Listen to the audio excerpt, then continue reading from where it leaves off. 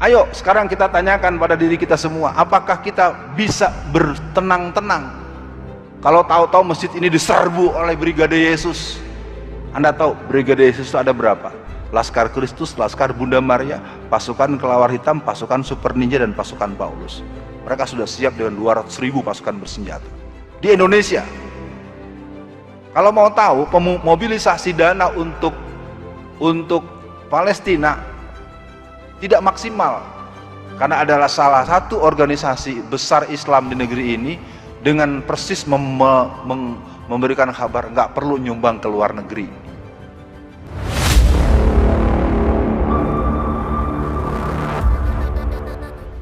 Musuh ditemenin, teman dimusuhin. Itu kalimat beliau yang sering saya ulang-ulang di mana kesempatan saya bisa pas mengingat beliau. Saya ulangi, fakta di negeri kita hari ini kita salah menetapkan musuh. Ya.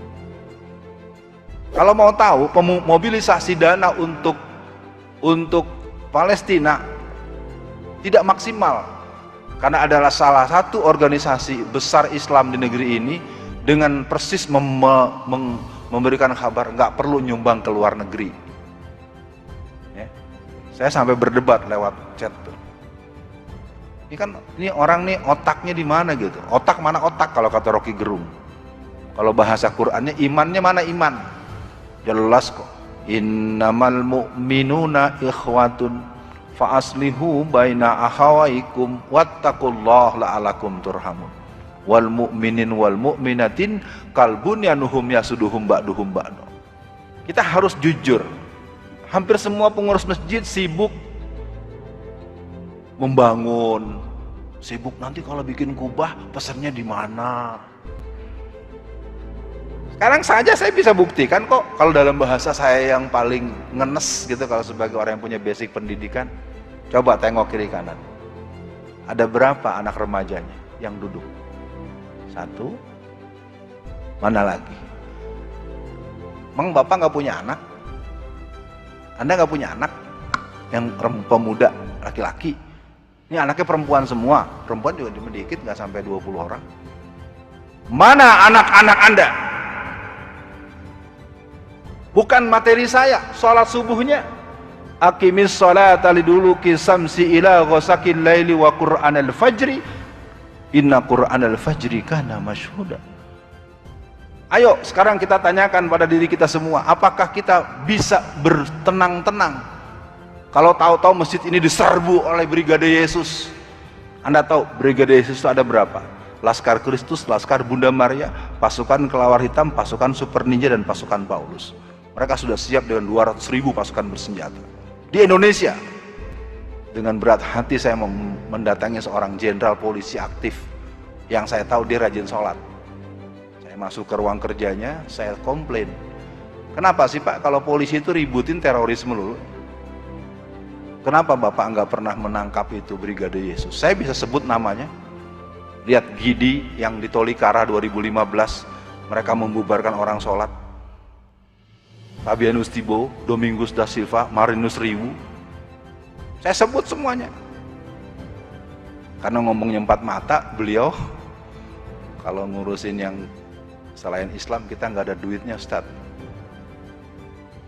Saya ingin katakan para jamaah sekalian hari ini dengan tegas, saya katakan dengan judul materi ini, ayo tanyakan Masjid An-Nikmah yang bagus gini mana remaja loh, menatu orang nih, emang pada nggak punya anak laki-laki, nggak punya menantu. Saya bukan sedang marah, lagi ngenes, karena keliling Indonesia subuh itu banyak yang sampai ramai, tapi kalau ditanyakan remajanya nggak pernah lebih dari segini. Segini udah hebat nih. Kenapa bisa begitu? Saya tidak ingin menganggap bapak-bapak terlalu salah. Memang berat Pak. Ini telah menjadi Tuhan. Dan anak-anak remaja kita biasanya baru tidur sebelum subuh. Bilangnya masuk kamar tidur, tapi masih oh gitu sih kamu. Ini gini ya coy, ya guys. Ya Pak. Kalau ini tidak pernah ada proses-proses sistematis sebagaimana yang diingatkan oleh Pak Z.A. Maulani, atau bagian kajian lain yang mungkin kalau kita buka Quran kita bisa sama merenung. Dalam surat An-Nisa ayat 9 Allah berfirman, a'udzubillahi minasyaitonirrajim, wal yaksallazil taraku zuriyatan diafa khafu alaihim wal yataqullah wal yaqulu qaulan sadida. Hendaklah engkau khawatir akan ada generasi di belakangmu, generasi yang lemah. Wah, anak saya sudah hafal Quran, Ustadz. Anak saya sedang S3 tuh. Hanya itu kok yang saya dengar di mana-mana. Kebanggaan anak hafal Quran di pesantren. Mana anak lu yang hafal Quran? Kadang-kadang imam-imam yang di sini bukan anak kita kok. Kita manggil dari pesantren lain karena kita punya uang kas, kita gaji. Mau marah sama gua? Fakta loh.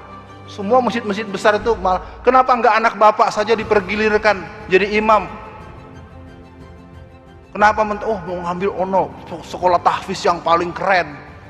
Ntar kita bisa kok bayar satu orang sekian puluh juta. Begitu. Anak lu dong. Imam, khotib. Saya mau tanya langsung sama antum. Khotib Jumat yang umurnya 17 tahun siapa di sini? Gak pernah ada kan? Saya walaupun ilmu saya segini doang nih, saya bangga dengan guru-guru saya. Dia punya jadwal di LIPI, jadwal di pusat-pusat. Dia pura-pura sakit. Alfian kesini mau berangkat. Itu yang harus dicatat bahwa kita sama. Tadi antum bilang Palestina, di Palestina juga ada TPA pak, ada wisuda juga. Di kita ada TPA, ada wisuda. Di TPA di Indonesia itu rata-rata bayar 400.000 untuk beli baju wisuda-wisudaan.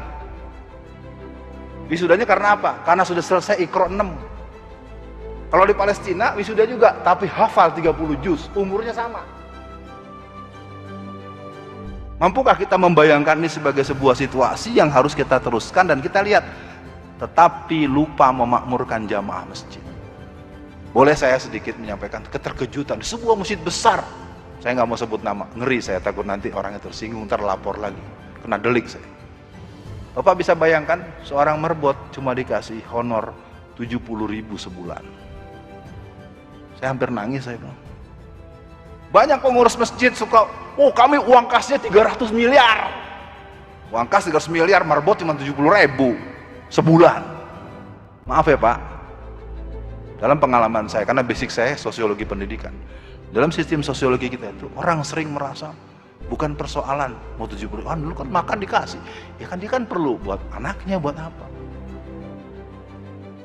Saya tidak tahu lagi, saya dalam pengalaman yang 15 tahun itu bisa menyita waktu kalau saya cerita.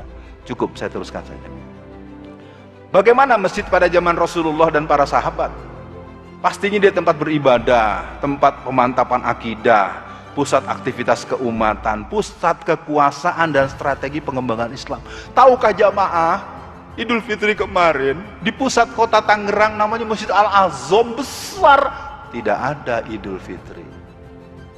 Tahukah jamaah, Masjid Istiqlal yang baru direnovasi ratusan miliar juga kemarin tidak ada Idul Fitri. Saya pikir saya tidak membuat berita bohong, itu fakta kok. Semua orang tahu tidak ada sholat Id di Istiqlal. Apa saya salah ngomong? Anda ragu? Ada Idul Fitri nggak kemarin di Istiqlal? Memang tidak ada. Ini hanya sebagai isyarat bahwa tempat orang harusnya bertakbir Allahu Akbar, Allah dihentikan. Artinya ada sesuatu di situ. Ada tangan-tangan yang siap untuk mematahkan tangan-tangan dakwah.